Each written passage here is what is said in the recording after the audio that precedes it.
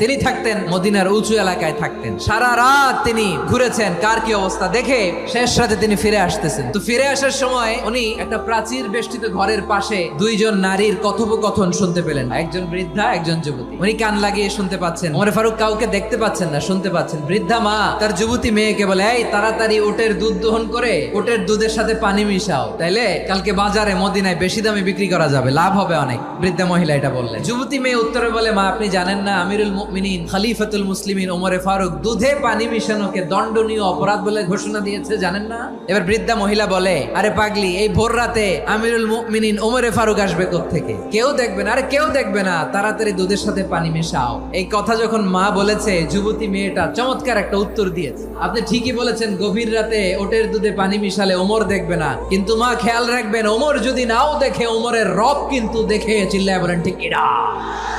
This is called তাকওয়া।